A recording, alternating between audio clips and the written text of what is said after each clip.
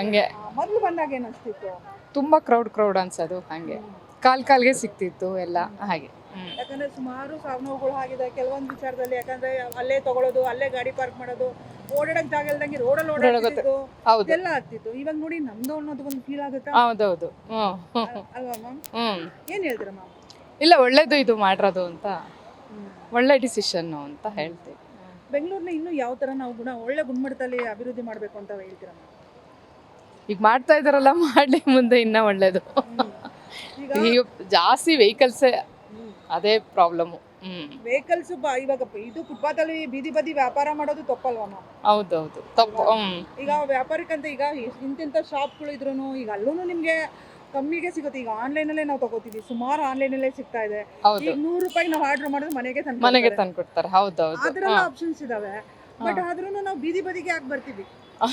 ಅದೇ ತಪ್ಪು ಮಾಡೋದು ಜನಗಳು. ಏನಿದೆ ಮ್ಯಾಮ್ ಬೀದಿ ಬದಿ ಅಂದ್ರೆ ಫುಟ್ಪಾತ್ ಅಲ್ಲಿ ಏನ್ ಸಿಗುತ್ತೆ ನಮ್ಗೆ?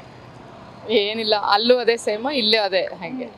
ಈಗ ನೋಡಿ ಒಂದು ಯಾವ್ದೇ ಒಂದು ಆಪ್ಗಳಲ್ಲಿ ಬುಕ್ ಮಾಡಿದ್ರೆ 100 ರೂಪಾಯಿ ತಂದು ಕೊಡ್ತಾರೆ ಹೌದು ಅಲ್ವಾ? ನಾವು ಹೋಗೋಂಥದ್ದಿಲ್ಲ, ರಿಸ್ಕ್ ತಗೊಳ್ಳೋಂಥದ್ದಿಲ್ಲ, ಮನೆಗೆ ಎಲ್ಲ ಸರ್ವಿಸ್ ಇದೆ. ಹೌದು ಸರ್ವಿಸ್ ಇಟ್ಕೊಂಡು ನಾವು ಫುಟ್ಪಾತ್ ವ್ಯಾಪಾರಕ್ಕೆ ಮನೆ ಹಾಕ ತಪ್ಪಲ್ವಾ? ಹೌದೌದು ತಪ್ಪು. ಅದು ಒಳ್ಳೇದದು. ಇವಾಗ ತೆಗ್ಸಿರೋದು ಒಂಥರ ಒಳ್ಳೇದು, ಒಂಥರ ನೋಡೋದಕ್ಕೂ ಈ ಆರಾಮಾಗಿ ಬರ್ಬೋದು ಅನ್ಸುತ್ತೆ ಹಾಗೆ. ಏನ್ ಹೇಳ್ತೀರಾ ಫುಟ್ಪಾತ್ ವ್ಯಾಪಾರಿಗಳಿಗೆ? ಪಾಪ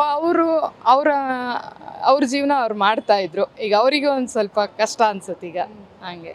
ಎಲ್ಲ ನಮ್ಮ ರಾಜ್ಯದವ್ರು ಅನ್ಸುತ್ತಾ ಮ್ಯಾಮ್? ನಮ್ಮ ರಾಜ್ಯದವ್ರು ಅನ್ಸುತ್ತಾ?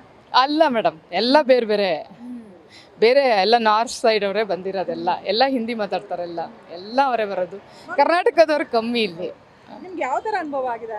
ಯಾವ್ದನ ಒಂದು ಫುಟ್ಪಾತ್ ಅಲ್ಲಿ ಯಾವ್ದನ ಒಂದು ತಗೊಳಕ್ ಹೋದಾಗ ಈ ತರ ಯಾವ್ದನ ಅನುಭವ ಆಗಿದೆ?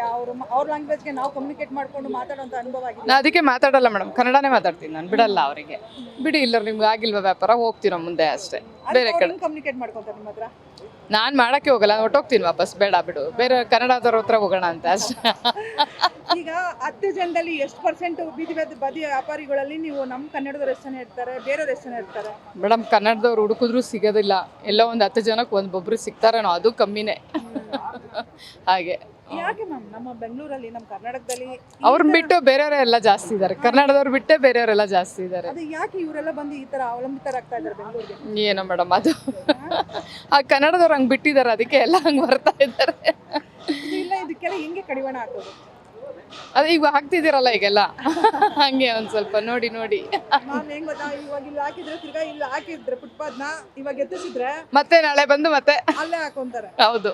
ನಾವೇ ನಮ್ಮ ಮೀಡಿಯಾದವರನ್ನ ಹೋಗಿ ತಿರ್ಗಾ ಮತ್ತೆ ನಾವು ಕೇಳ್ತೀವಿ, ಅಧಿಕಾರಿಗಳು ಮತ್ತೆ ಹೋಗಿ ಎಂಕ್ವೈರ್ ಮಾಡಲ್ಲ ತಿರ್ಗಾ. ಹೌದೌದು ಮಾಡಲ್ಲ. ಏನ್ ಹೇಳ್ತೀರಾ ಮ್ಯಾಮ್ ಡಿ ಕೆ ಸಾಹೇಬ್ರು ಸರ್ಕಾರಕ್ಕೆ? ಒಳ್ಳೇದು ಮಾಡ್ತಿದ್ದಾರೆ, ಒಳ್ಳೇದಾಗ್ಲಿ ಅಷ್ಟೇ. ಇನ್ನು ಯಾವ ಕ್ಷೇತ್ರದಲ್ಲಿ ಅಭಿವೃದ್ಧಿ ಆಗ್ಬೇಕು ಅಂತೀರಾ? ಎಲ್ಲ ಫುಲ್ ಕರ್ನಾಟಕ ಫುಲ್ ಆಗ್ಲೇಬೇಕು. ಅವ್ರಿಗೆ ಟೈಮ್ ಸಾಲುತ್ತಾ? ಅವ್ರಿಗೆ ಟೈಮ್ ಸಾಲುತ್ತೆ, ಇನ್ನು 1.5 ವರ್ಷ ಬಾಕಿ ಇದೆ ಅಷ್ಟೇ. ಮಾಡ್ತಾರೆ, ಸ್ವಲ್ಪ ಬಿಡ್ತಾರೆ, ಸ್ವಲ್ಪ ಮಾಡ್ತಾ ಇರ್ತಾರೆ ಅಷ್ಟೇ. ಕ್ಯಾಬಿನೆಟ್ ರಚನೆ ಆಗಿಲ್ಲ. ಹೌದಲ್ವಾ, ಅದು ಹೇಳಿದ್ದು ಅದಕ್ಕೆ. 2028 ಅಷ್ಟರಲ್ಲಿ ಇದಾಗ್ಬಿಟ್ಟು ಇವರು ಫುಲ್ ಅಭಿವೃದ್ಧಿ ಮಾಡ್ತಾರ ಬೆಂಗಳೂರನ್ನ? ಆಗಲ್ಲ ಮೇಡಮ್, ಆಗದೇ ಇಲ್ಲ, ಸಾಧ್ಯನೇ ಇಲ್ಲ. ಮಾಡ್ತೀನಿ ಅಂತ ನೋಡೋಣ ಹೆಂಗ್ ಮಾಡ್ತಾರೆ ಏನು ಅಂತ, ನಾವು ಕಾದು ನೋಡೋಣ ಅಂತೆ.